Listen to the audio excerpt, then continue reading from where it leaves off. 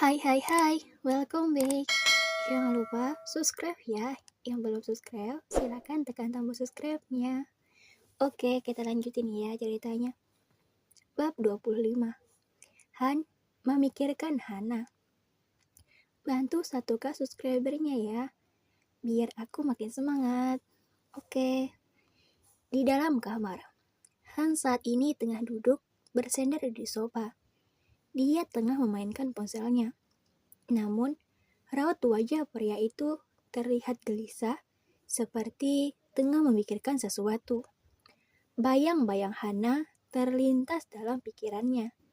Dia selalu merasa kalau pernah dekat sebelumnya. Semakin Han mengingatnya, kepalanya pun ikut semakin pusing. Han memencet-mencet asal di layar handphonenya yang menyala. Dia ingin mencek sesuatu, akan tetapi dia tidak tahu apa itu. Ada apa sebenarnya dengan gadis itu? Gumam Han gelisah. Dia ingin mengetahui semuanya. Apa hubungan Hana dan dia sebelumnya? Tak beberapa lama kemudian, ada seseorang yang mengetuk pintu kamarnya. Tok tok. Tuan, panggil seseorang dari luar. Han yang mendengar suara itu segera menyuruhnya masuk. Ada apa? Tanya Han kepadanya. Orang itu adalah sekretaris Pian. Dia membungkuk dengan sopan. Maaf mengganggu waktunya, Tuan.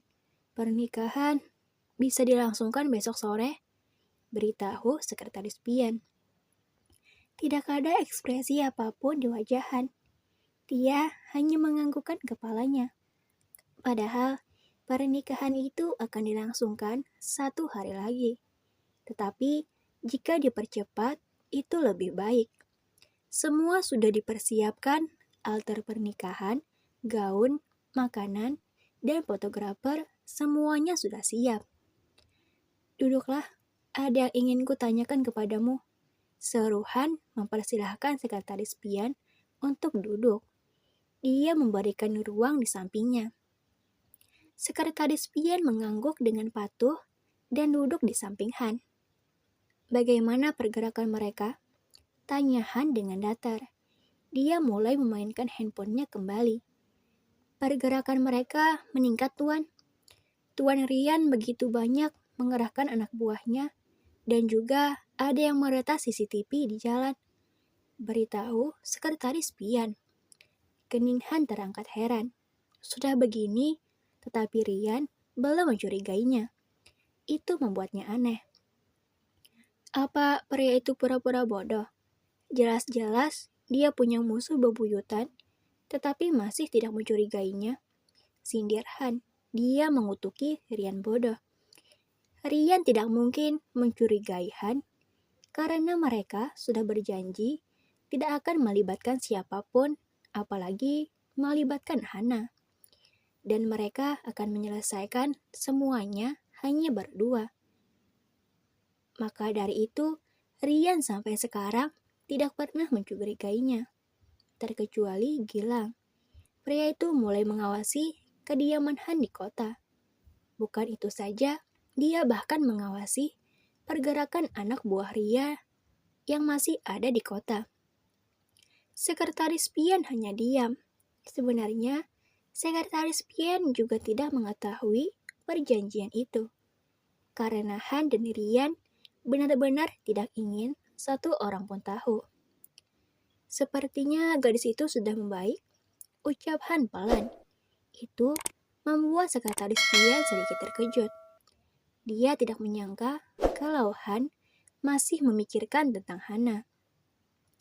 Awalnya, sekretaris Pian menemui Han bukan hanya ingin memberitahukan masalah pernikahan, tetapi dia juga ingin memberitahukan kepada Han masalah kondisi Hana yang mulai membaik. Sekretaris Pian tidak menyangka Han mengetahui lebih dulu. Sebelum dia ke kamar Han, dia pergi ke dapur dan berniat ingin membuat teh untuknya dan juga Han. Namun, saat dia hendak masuk ke dalam ruangan, sekretaris Pian bertemu dengan Dokter Yunita yang tengah duduk di kursi. Dia pun menghampiri Dokter Yunita dan bertanya. Saat Sekretaris Pian mendengar kalau Hana tengah memasak di dapur, dia terkejut. Yang dia ketahui kalau Hana adalah gadis yang manja, karena selalu dimanjakan oleh kakaknya, Rian. Tetapi ternyata Hana masih bisa memasak. Iya tuan, balas Sekretaris Pian sambil mengangguk. Baiklah, besok jangan lupa kirimkan foto adiknya saat menikah. Pasti dia terkejut. Perintahan seraya menyeringai. Dia ingin tahu betapa kacaunya nanti jika Rian melihat foto adiknya yang memakai gaun pernikahan. Baik tuan, saya akan melaksanakan perintah tuan. Saya permisi, ucap Sekretaris Pian. Dia bangkit dan segera pergi keluar. Emil, tiba-tiba Han berkata sesuatu dengan asal. Dia seperti mendengar kata itu. Email apa? Han bergumam kebingungan. Ingatannya benar-benar buruk beberapa hari ini dan tentu saja membuatnya kesal. Sementara di dapur, Hana baru saja menyelesaikan masakannya. Nasi goreng sudah siap untuk dimakan. Bukan nasi goreng saja, masih ada ayam goreng yang sudah berada di atas piring.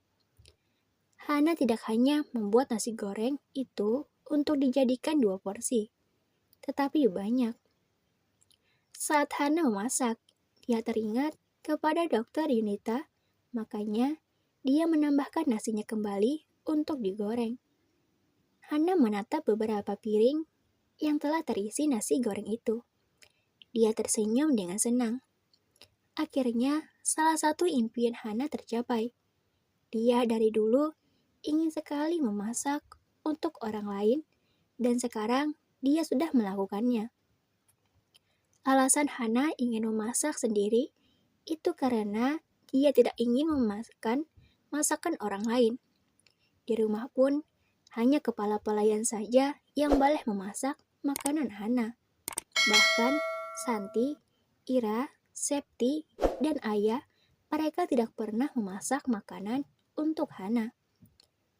Hana tiba-tiba menghela napas berat. Dia kembali teringat kakaknya. Kakaknya sangat menyukai nasi goreng buatannya itu. Kak, mau nasi goreng buatan Hana enggak? Hana berucap sendiri dengan sedih. Hana merindukan kakak. Maafkan Hana, karena di sini Hana akan melakukan satu persatu keinginan Hana dari dulu. Ucap Hana meminta maaf dengan mata yang berkaca-kaca. Di sini, Hana akan melakukan tugas layaknya seorang pembantu.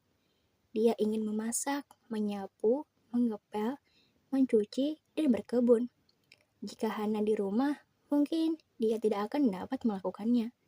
Terima kasih. Jangan lupa subscribe, like, komen, dan share ya. Dadah.